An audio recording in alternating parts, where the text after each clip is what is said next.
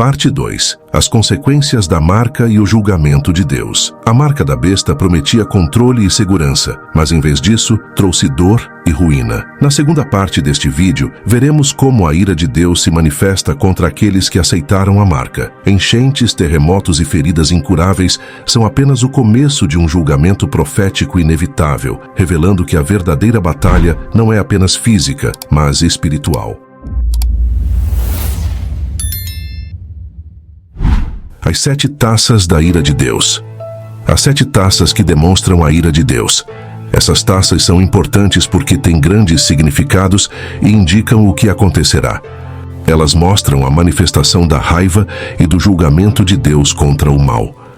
Cada taça derramada causa grandes problemas na terra, como feridas dolorosas nas pessoas.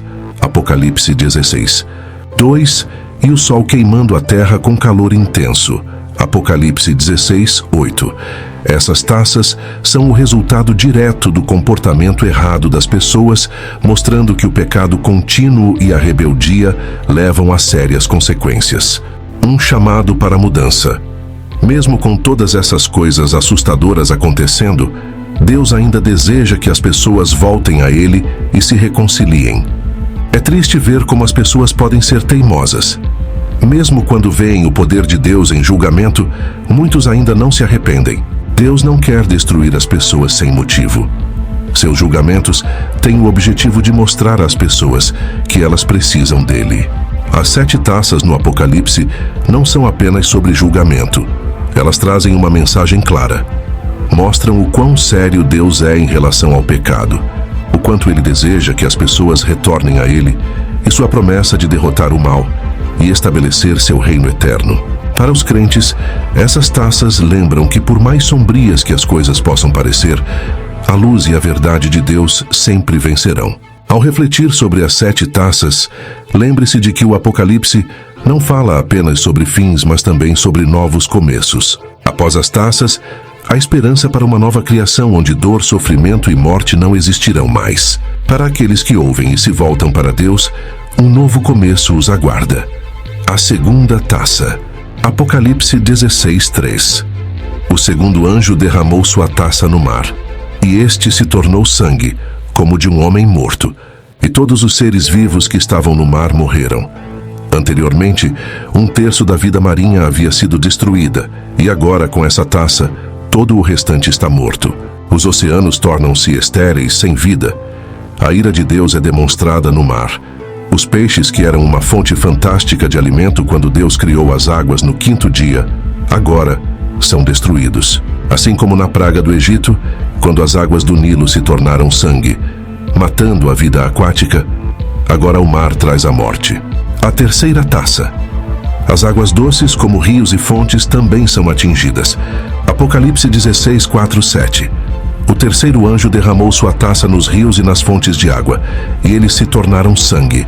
E ouvi o anjo das águas dizer: Justo és tu, ó santo, que és e que eras, porque julgaste assim. Pois derramaram o sangue dos santos e dos profetas, e tu lhes deste sangue para beber. Eles merecem isso. E ouvi o altar dizer: Sim, Senhor Deus Todo-Poderoso, verdadeiros e justos são os teus juízos. Essa terceira taça transforma toda a água doce em sangue.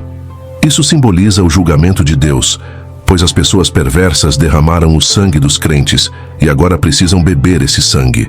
Essa taça é semelhante à primeira praga no Egito, quando o rio Nilo foi transformado em sangue.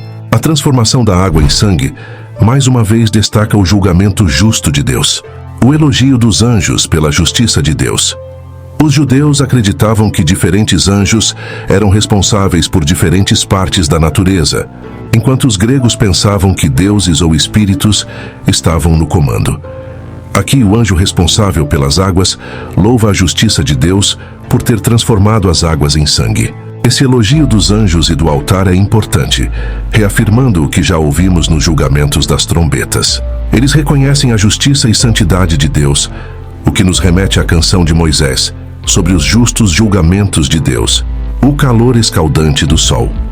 Apocalipse 16, 8, 9. O quarto anjo derramou sua taça sobre o sol, e foi-lhe dado o poder de queimar os homens com fogo.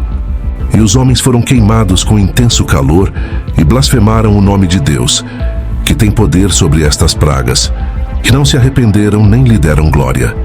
Na quarta taça, o sol fica tão quente que queima as pessoas. Mesmo com tanta dor, as pessoas ainda se recusam a mudar seus caminhos ou louvar a Deus. Ao invés disso, elas continuam a blasfemar. O sol que deveria iluminar o dia, agora está sendo usado para trazer destruição.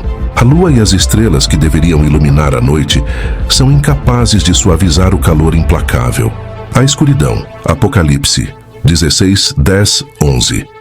O quinto anjo derramou sua taça sobre o trono da besta e o seu reino ficou em trevas. E eles mordiam suas línguas de dor e blasfemaram o Deus do céu por causa de suas dores e de suas feridas, e não se arrependeram de suas obras. Essa taça traz escuridão ao reino do anticristo. Mesmo com a escuridão os cercando, as pessoas continuam a blasfemar a Deus e não mudam suas maneiras. Essa escuridão é semelhante à última praga no Egito, onde o país ficou imerso em trevas por 3 dias e ninguém conseguia ver ou se mover. Jesus chama o inferno de trevas exteriores, onde haverá choro e ranger de dentes, Mateus 25:30. Assim como as pragas do Egito, a escuridão não é apenas uma metáfora, mas algo que traz dor e aflição. A guerra se aproxima. Apocalipse 16, 12 e 16. O sexto anjo derramou sua taça sobre o grande rio Eufrates, e sua água secou-se, para que o caminho dos reis do Oriente estivesse preparado. E vi saírem da boca do dragão, da boca da besta e da boca do falso profeta 3 espíritos imundos, semelhantes a rãs, pois são espíritos de demônios que realizam sinais miraculosos e vão ao encontro dos reis do mundo inteiro, para reuni-los para a batalha do grande dia do Deus Todo-Poderoso. Eis que venho como um ladrão. Bem-aventurado aquele que vigia e guarda suas vestes, para que não ande nu e não vejam sua vergonha. Então os reuniram no lugar que em hebraico se chama Armagedom. Na sexta taça, o grande rio Eufrates seca, preparando o caminho para os reis do Oriente. O secamento do rio também facilita o trabalho do diabo, do anticristo e do falso profeta, que enganam os líderes mais poderosos do mundo. Eles estão se preparando para a grande batalha final contra Jesus, conhecida como Armagedom. Armagedom. Armagedom é mencionado especificamente apenas uma vez na Bíblia, em Apocalipse 16, 16, e os reuniu no lugar que em hebraico se chama Armagedom. Apesar dessa menção singular, o conceito de Armagedom tomou um significado profundo em nossa imaginação e cultura. Sabia que o nome Armagedom vem do hebraico Har Megiddo? Har significa montanha e Megiddo é o nome de um lugar. Portanto, Har Megiddo significa montanha de Megiddo. Megiddo é um lugar real que hoje se localiza em Israel e foi palco de muitas batalhas antigas. Na história bíblica, Megiddo era uma cidade importante no norte de Israel, situada em uma rota de comércio crucial que conectava o Egito ao sul e a Mesopotâmia ao norte. Devido à sua localização estratégica, muitas batalhas foram travadas em Megiddo. Uma famosa batalha mencionada na Bíblia ocorreu em Megiddo, onde a corajosa juíza Débora e seu general Baraque derrotaram o rei cananeu Jabim e seu comandante Sísera, conforme relatado no livro de Juízes, Juízes 5.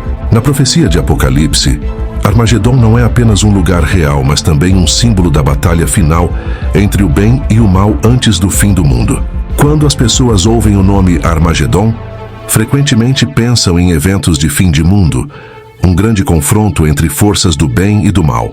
Esse nome se tornou comum em filmes e livros, referindo-se ao fim dos tempos, mas sua origem vem de histórias e lugares antigos no Oriente Médio. O significado espiritual de Armagedom.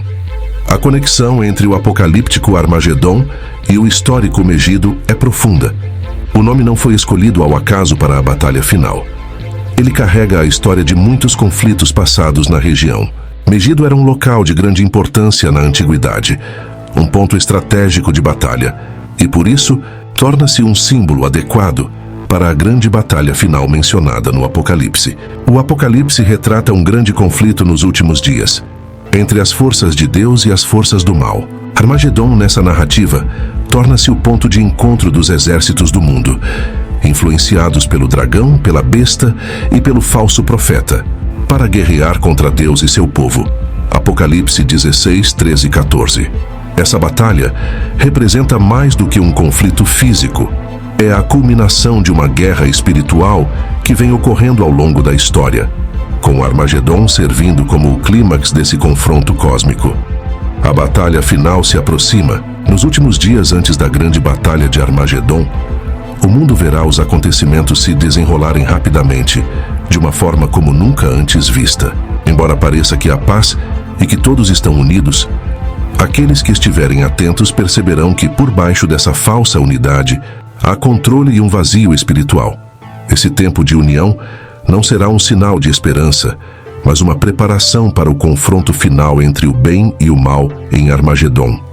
Conforme essa batalha final se aproxima, é essencial que os crentes permaneçam vigilantes, firmes em sua fé e cautelosos com as mentiras ao seu redor. Os eventos que antecedem Armagedon desafiarão a fé de muitas pessoas, mas também comprovarão a verdade das profecias bíblicas. A Batalha de Armagedon. O céu escurece e tudo fica em silêncio sobre os campos de Megido. Um enorme exército se reúne. Este não é um exército qualquer, é o exército do Anticristo. São pessoas que finalmente se voltaram contra Deus. Esses exércitos se reúnem para uma última batalha contra a vontade de Deus. À medida que a tensão aumenta, a terra permanece em silêncio, aguardando a tempestade que está por vir. De repente, uma luz brilhante corta a escuridão, iluminando o céu. Liderando o caminho está uma figura impressionante montada em um cavalo branco, resplandecente em justiça e verdade. É Cristo, retornando em toda a sua glória. O retorno de Cristo em glória. Cristo volta liderando um vasto exército de anjos, cujas asas brilhantes reluzem na escuridão. A presença desses anjos é uma demonstração do poder e da majestade do céu, em contraste nítido com as forças sombrias do Anticristo. Cristo é cercado pelos santos, aqueles que permaneceram fiéis a Ele ao longo dos anos. Esses santos também estão montados em cavalos brancos, vestidos de linho puro e brilhante, simbolizando sua retidão. À medida que a batalha de Armagedon começa, ela não é como qualquer outra batalha conhecida pela humanidade. Esta é uma batalha entre luz e trevas, bem e mal, o divino e o profano. Os anjos, com o poder do céu, enfrentam as forças do Anticristo. O ar se enche com o som de espadas e o clamor dos caídos. No entanto, mesmo nessa feroz batalha, o poder do Anticristo e de seus exércitos não é páreo para o poder divino de Cristo e seus exércitos celestiais. Com uma palavra, Cristo traz o julgamento, e os adversários são abatidos. O Anticristo e seu falso profeta são rapidamente capturados. A batalha de Armagedon, predita há muito tempo, é rápida. As forças do mal, embora vastas e intimidadoras, são destruídas diante da intervenção divina. O Anticristo é derrotado, e com ele um novo começo surge. Cristo estabelece seu reino milenar, trazendo paz, justiça e retidão ao mundo. Não importa quão poderosas as forças das trevas possam parecer, elas não podem prevalecer contra a vontade onipotente do Todo-Poderoso. Quando a poeira finalmente se assenta e a terra exulta, uma coisa permanece clara: o reinado eterno de Cristo começou, e com ele, um novo capítulo na história da redenção e graça. O significado de Armagedon. Armagedon representa o clímax da guerra espiritual entre as forças de Deus e as forças de Satanás. Apocalipse 16:14 fala de espíritos demoníacos reunindo os reis do mundo para a batalha do grande dia de Deus, o Todo-Poderoso. Esse confronto épico não é apenas uma batalha física, mas sim a encarnação da guerra espiritual que se desenrolou ao longo da história, culminando na vitória final de Deus sobre o mal. A importância de Armagedon na Bíblia está enraizada na crença de que terminará com a vitória de Deus sobre o mal. Apocalipse 19:11-21 descreve Jesus Cristo, simbolizado como um cavaleiro em um cavalo branco, liderando os exércitos do céu contra a besta, o falso profeta e seus seguidores. Essa batalha termina com a besta e o falso profeta sendo lançados vivos no lago de fogo, que arde com enxofre. Apocalipse 19:20. Armagedon e seu impacto nos crentes. A iminente batalha final de Armagedon motiva os crentes a viverem em retidão, a espalharem a mensagem do Evangelho e a estarem preparados para o retorno de Cristo. Como está escrito em 1 João 3:2-3, Amados, agora somos filhos de Deus, e ainda não se manifestou o que havemos de ser. Mas sabemos que quando Ele se manifestar, seremos semelhantes a Ele, pois o veremos como Ele é. E todo aquele que tem essa esperança em Cristo, purifica-se a si mesmo, assim como Ele é puro. A fúria final de Deus. A 7ª taça aponta para o céu, e do trono uma forte voz diz, está feito. A 7ª taça mostra que os julgamentos chegaram ao fim. Então o 7º anjo derramou sua taça no ar, e uma forte voz saiu do templo do trono, dizendo, está feito. Apocalipse 16:17. Este anúncio, vindo diretamente do trono, nos diz que não haverá mais adiamentos. Em sua misericórdia, Deus estendeu esse tempo o máximo possível. Primeiro vieram os selos, depois as trombetas, e finalmente as taças. Agora não haverá mais julgamentos sobre a terra. Está terminado. A taça sendo derramada no ar pode indicar um julgamento contra o príncipe do poder do ar, Efésios 2:2 e seus seguidores. Nos julgamentos finais, Deus sacode a terra com um grande terremoto. Hebreus 12:26 promete, mais uma vez abalarei não só a terra, mas também o céu. O que não puder ser abalado permanecerá. A queda de Babilônia, a grande cidade, é descrita de forma mais detalhada em Apocalipse 17 e 18. Aqui basta saber que Deus dá à Babilônia o cálice do vinho de sua ira. Pedras de granizo gigantes. Pedras de granizo pesando até 45 quilos caem. As pessoas reagem amaldiçoando a Deus por causa da tempestade de granizo. Deus frequentemente usa o granizo como forma de punir seus inimigos, como fez no Egito contra os cananeus, Israel rebelde e Gog e Magog. Nesses exemplos, o granizo foi enviado do céu como uma forma de julgamento, não para corrigir o povo de Deus. Mesmo com todo o sofrimento, muitos ainda se recusam a mudar seus caminhos. Algumas pessoas pensam que, se estivessem doentes ou em apuros, se voltariam para Deus. Mas não se engane. A doença e a dor por si só não levam à salvação. Os tempos difíceis e o sofrimento não trazem as pessoas para Deus. O que acontece depois disso? O novo céu e a nova terra. Então vi um novo céu e uma nova terra, pois o primeiro céu e a primeira terra passaram e o mar já não existia. Apocalipse 21:1. O livro do Apocalipse é um dos mais difíceis de se entender na Bíblia, mas embora seja desafiador, não pode ser ignorado. Deus espera que levemos a sério os avisos presentes nas páginas finais desse livro. O tema e o título do Apocalipse são revelados na primeira frase. A revelação de Jesus Cristo refere-se à revelação, ou desvendamento, de assuntos relacionados à segunda vinda de Cristo à Terra. Seu servo João é o receptor dessa informação. Os apóstolos frequentemente se referem a si mesmos como servos de Deus, pois sendo dependentes e submissos a Deus, é a melhor maneira de ouvir sua voz. De fato, como servo do Senhor, João recebeu a palavra de Deus e o testemunho de Jesus Cristo. Em Apocalipse 20, a história como a conhecemos termina, e João começa a descrever o estado eterno em que os crentes viverão. Os incrédulos, por outro lado, já foram descritos em seu estado eterno. Apocalipse 20, 14 e 15 diz: Então a morte e o Hades foram lançados no lago de fogo. Esta é a segunda morte. E todo aquele cujo nome não foi encontrado escrito no livro da vida foi lançado no lago de fogo. Os crentes viverão em um novo céu e uma nova terra, pois o primeiro céu e a primeira terra terão passado. Atualmente, Cristo habita em uma cidade celestial com as almas de todos os crentes que morreram. Durante o milênio, o povo de Deus viverá e trabalhará na terra que conhecemos agora, com sua capital em Jerusalém. Mas depois que Deus destruir e renovar a terra, Ele enviará aquela cidade celestial para a nova terra. Essa cidade será conhecida como a Nova Jerusalém e servirá como a capital da nova criação, que ali no meio de sua nova criação, Deus habitará e viverá com seu povo. Quando isso acontecer, toda tristeza, dor e decepção desaparecerão. Deus fará todas as coisas novas.